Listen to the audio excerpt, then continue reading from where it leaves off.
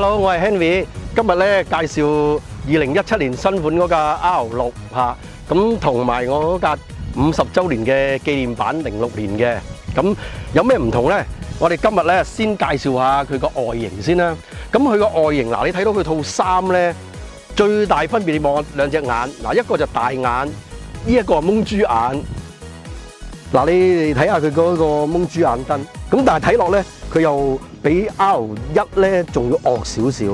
咁個油缸咧佢就都改咗啊，個油缸像似 R1嗰啲咁嘅油缸。嗱，因為個油缸其實就同 R1一模一樣，有啲魚腮嘅。咁個尾嗰個士波拿更加個樣差唔多一模一樣咁滯。咁喺外形上你望到呢架其實好似一架細咗少少嘅 R1咁樣。咁佢而家呢個2017年款咧個車架咧，原同對上嗰款個車架啊，甚至 engine 咧都係一樣嘅。咁佢有咩唔同咧？就係嗰個裏邊嘅電子嘢嗱，包括有 ABS 啦，有6段嘅 traction control 啦，咁仲有一個 QS 嘅電子轉波，咁但係淨係可以剔上嘅啫，就唔可以剔落。嗰個馬力模式咧，佢有分3個嘅嚇，佢有嗰個水啦。有一個正常啦，同埋有一個 sport 嘅。佢呢個模咧，可以行緊車都可以調校喎，唔同一般嘅車話要停低先至調校嘅。個頭避震咧，佢係用翻嗰個 KYB， 其實跟翻佢自己雅馬哈廠嘅 R1咧，佢唔係 M 嗰度電子避震嘅普通避震嘅版，應該係一模一樣嘅。嗰個尾避震咧就正常嘅單筒尾避震可以全調校嘅。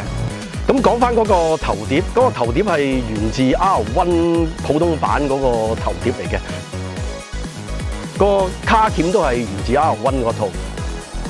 咁我哋睇翻條死氣喉啦，條原裝死氣喉啦，同上一代嗰條咧係一樣咁長嘅嚇，大家都係用 Titanium 嚟做嘅。經過兩架車去測試下啲彎啊、啲直路啊、加速裏邊咧，感覺上咧第一個讚咧就係個油門。